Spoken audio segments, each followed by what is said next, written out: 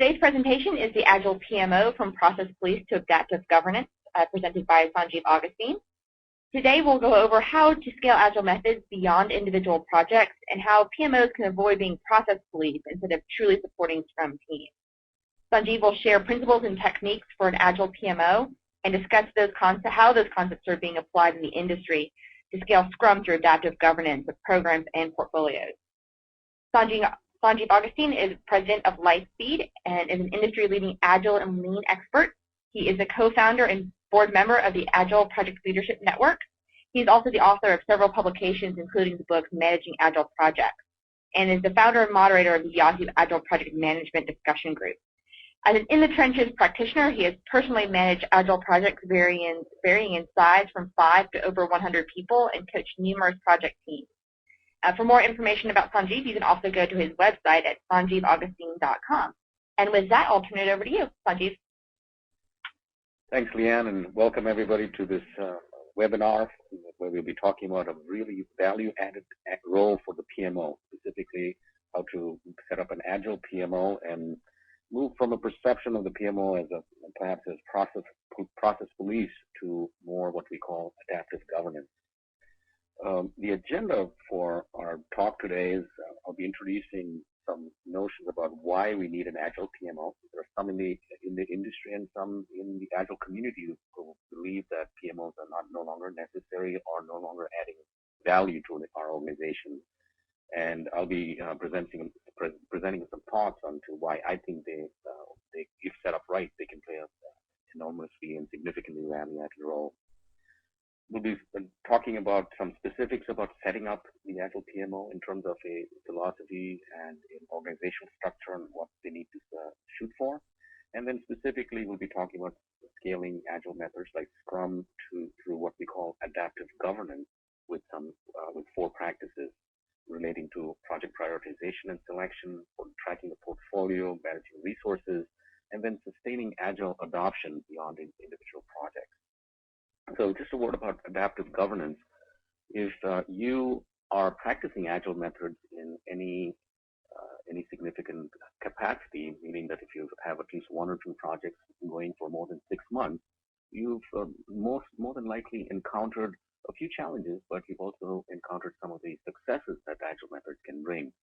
So you probably have some early delivery of value into production.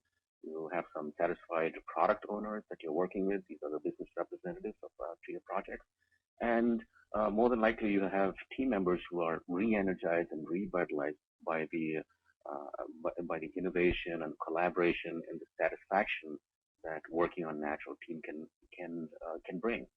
Also, if you've had the success at the project level, you're now looking at scaling Agile to a larger group, perhaps an organization group level scaling, or perhaps just a department-wide scaling.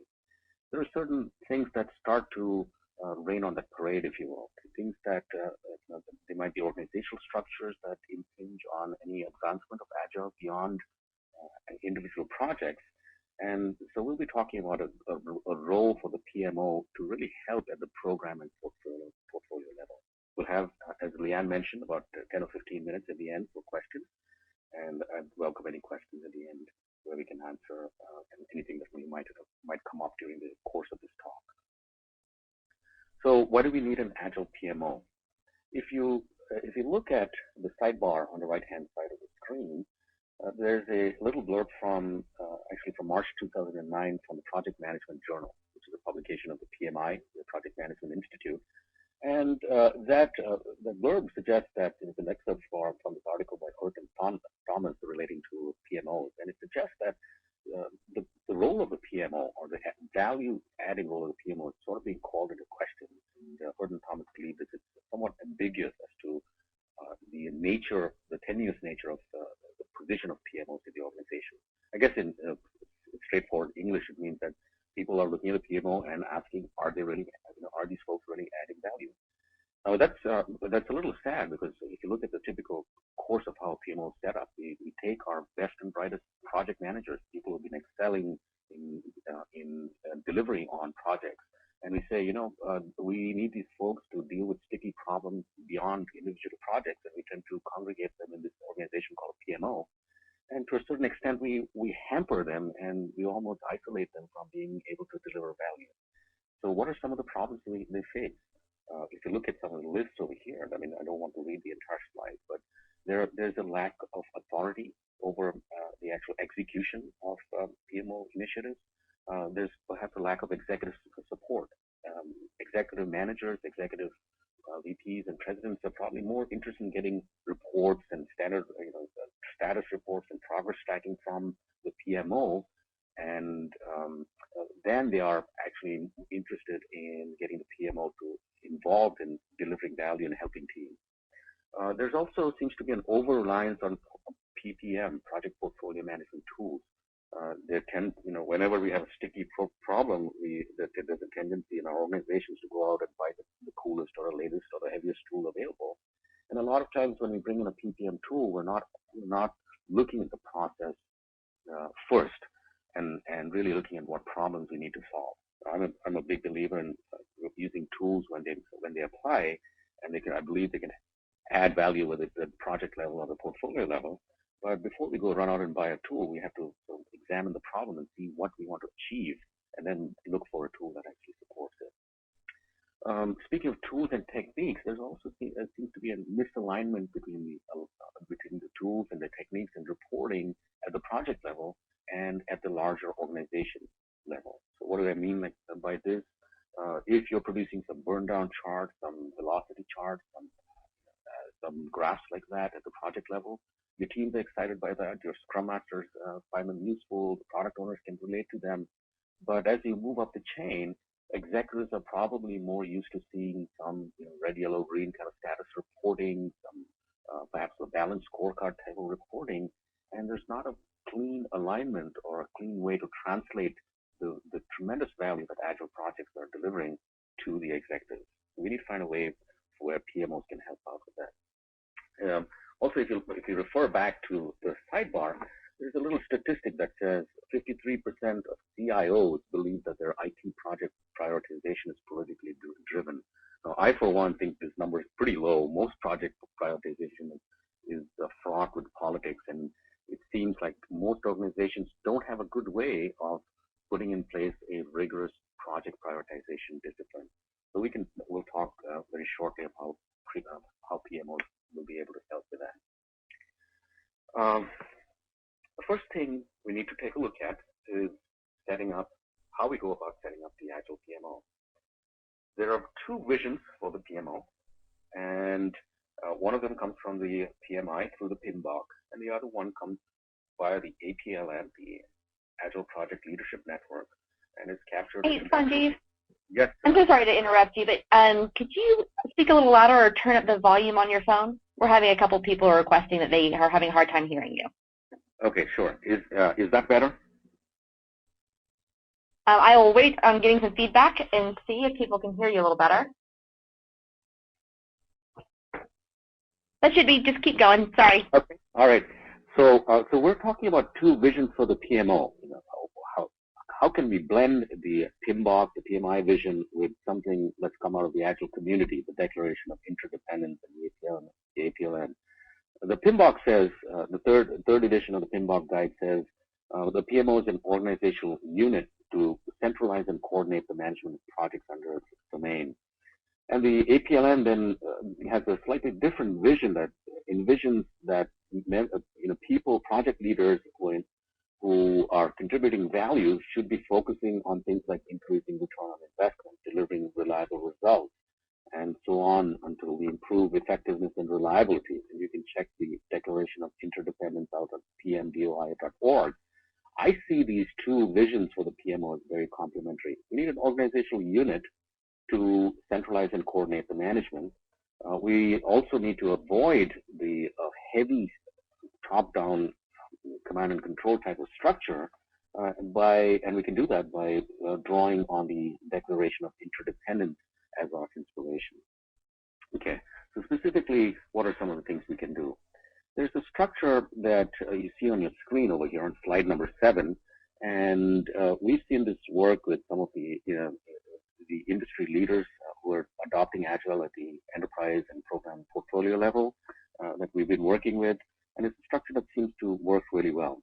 At the bottom level, you see the project teams. These are the ones in your shaded yellow, and you see these three things at the bottom of the organizational triangle structure, if you will. And then the level above that is this lean Agile PMO or an Agile PMO. And this is the virtual team, mostly in virtual team. What do I mean by that? Basically, we mean that the members of the PMO are both selected and elected. There are some selected members of the PMO. These folks are selected by management, maybe some top, some vice president, a line executive, maybe a line program manager selected to sit on the PMO.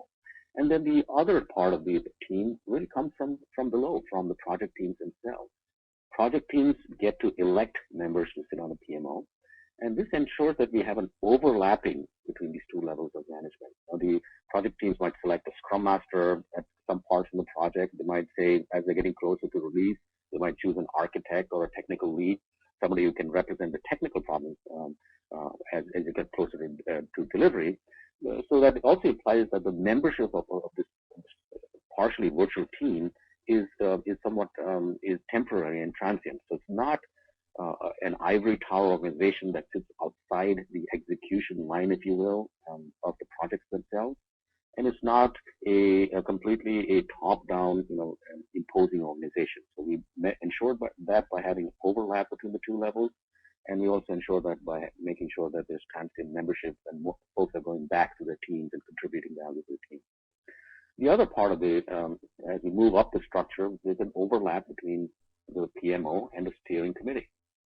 So again, we could ensure that what the PMO is doing is linking back to organizational strategy and execution by having an elected member from the PMO sit on a steering committee.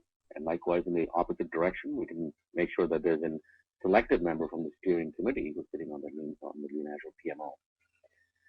Now, it turns out, if you look at the sidebar, it turns out that a centralized structure like this is really good for discovery. It's good for pollinating the things that come up in the project team. It's good for taking the results, the innovation, the creative stuff that happens at the ground level on the project team and ensuring that it is disseminated to the rest of the organization. So it's a way of making sure that the higher level management knows and is plugged into what's happening at the project team level. It also is a way of making sure that the project teams are getting the top-down vision, the centralized, the executive vision, the corporate vision, and making sure that they can align really well with that. The other key point to note here is on the last bullet. We say that the Agile PMO should be run as an Agile project team. What are the advantages, and what do we mean by this, and what are some of the advantages? We mean that the PMO should have a backlog. It should have a backlog of projects that is queuing up and helping to manage demand. And it should also have a backlog of key organizational change objectives, of initiatives that it needs to execute against.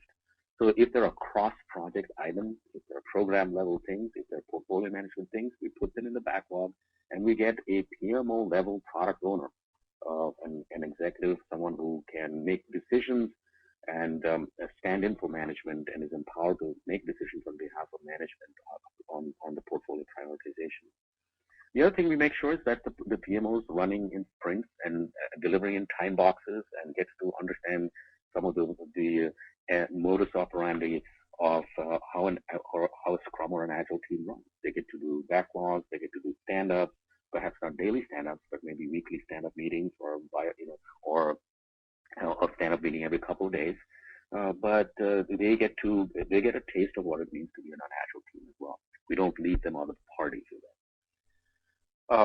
Also, we need to make sure that they have some principles to execute it. What are some higher level philosophy? What are some things to look to guide the operation of an Agile project management office? Some of the best guidelines come from Lean.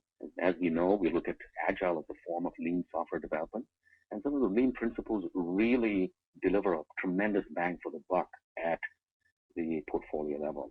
So what we're talking about is that the Agile PMO needs to be looking at optimizing for throughput, not utilization. Throughput being the rate at which projects net money or are delivered into production for the business. PMOs need to avoid being too focused on resource utilization. And as we'll see in a minute, that actually being too focused on resource utilization might actually slow down individual project delivery. PMOs need to limit work in process, allow lean. Inventory is bad. If you have a bunch of projects in a portfolio, individual projects don't get delivered to production really well or consistently or reliably. PMOs need to do that instead of limiting team freedom. Sometimes there's a complaint that PMOs squelch the innovation and creativity and freedom of teams. We don't want that at all. We want to preserve and enhance and sustain the hard-earned gains that we've gotten in the team employee satisfaction, associate satisfaction, and the way that people really like working on Agile teams. We don't want, we want to preserve that. We don't want the PMO to do anything other than sustain and empower and enhance that team freedom. Also, we want the PMO to move away from this, being perceived as a process police, as a process audit compliance, folks who come around and check, insist on checking 56 boxes or however many boxes and insisting on process compliance. Process compliance is good, but it has to be interpreted in the light of a delivery of value, or from lean, we use this term flow. Let's have a clean flow of value, and let our PMO members, our star project managers who are now on the PMO, let them obsess about the flow of value, not get too drawn down into the weeds of the process. Set some high-level guidelines and controls,